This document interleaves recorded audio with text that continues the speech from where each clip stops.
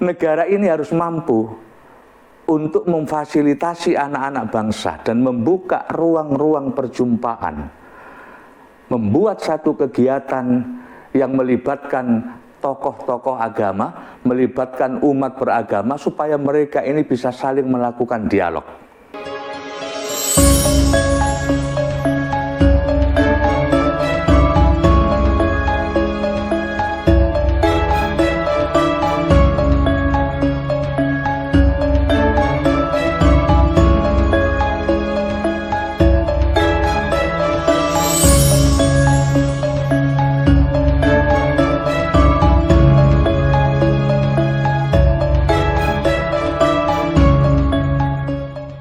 Janganlah saling menghina satu suku bangsa dengan lainnya, karena kita satu bangsa dan satu bahasa Indonesia.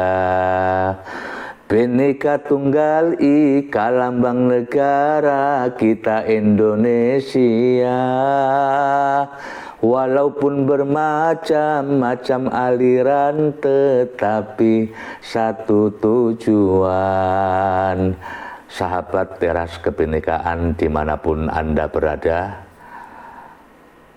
hari ini saya ingin berbicara tentang pentingnya merawat kebinekaan. Kebinekaan Indonesia adalah sebuah realitas yang memerlukan sebuah paradigma baru yang paling mendasar, yaitu dari monopoli kebenaran kepada sikap untuk saling berbagi, saling menghargai terhadap sesama. Kita dan mereka harus dilihat sebagai sebuah perspektif kemanusiaan yang utuh, yang integral dan universal, bukan sebuah kemanusiaan yang memecah belah. Oleh karena itu, kita perlu membangun sebuah paradigma yang inklusif, toleran, dan berkesetaraan. Kebinekaan bukanlah sebuah kepingan neraka yang dikirim oleh Tuhan ke muka bumi, tetapi kebinekaan adalah sebuah keniscayaan, kebinekaan adalah sunatullah yang harus kita hargai dan perlu kita syukuri, karena kebinekaan adalah sebuah rahmat untuk bangsa Indonesia.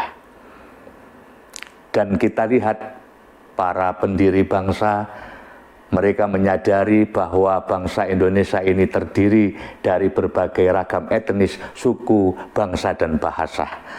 Mereka ingin mewujudkan negara kesatuan Republik Indonesia ini di atas pilar kebinekaan. Dan bagaimana kita membangun toleransi, kesetaraan di antara anak-anak bangsa, supaya tidak ada diskriminasi antara satu dengan yang lain. Cara kita merawat kebinekaan bisa kita mulai dari institusi yang paling kecil, yaitu keluarga.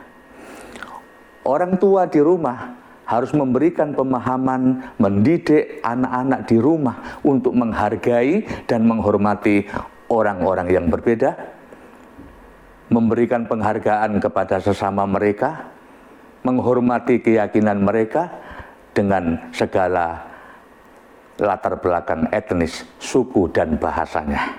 Dengan anak-anak itu memahami dan belajar tentang bagaimana sikap menghormati serta menghargai sesamanya dengan keyakinan yang berbeda, etnis, suku, dan bahasanya, maka anak-anak ini kelak akan menjadi anak yang sudah terbiasa terhadap perbedaan, apalagi dalam konteks bernegara.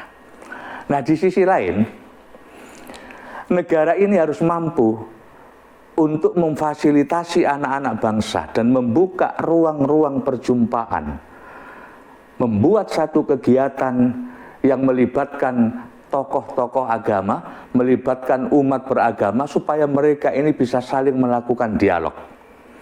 Membuat festival-festival kebudayaan, adat istiadat, sehingga kita bisa belajar dan saling memahami antara satu kebudayaan dengan kebudayaan yang lain di seluruh Indonesia ini. Mengapa saya katakan demikian? Ini penting untuk memutus mata rantai kebencian di antara sebagian anak-anak bangsa di Indonesia ini. Dan satu hal yang perlu saya katakan adalah favoritisme pemerintah terhadap kelompok tertentu tidak boleh dilakukan karena ini berpotensi memecah belah bangsa. Favoritisme hanya akan melahirkan sebuah kebijakan yang intoleran. Dan terakhir ingin saya sampaikan bahwa merawat kebinekaan diperlukan sebuah proses yang panjang. Baik melalui institusi kecil, keluarga tadi, kemudian melalui saluran pendidikan, dan juga dari pemerintah bagaimana menginisiasi anak-anak bangsa ini melalui Kementerian Agama supaya bisa memperkuat kerukunan umat beragama, toleransi dengan pendekatan yang inklusif agar ke depan bangsa Indonesia ini menjadi bangsa yang damai dan penuh cinta kasih.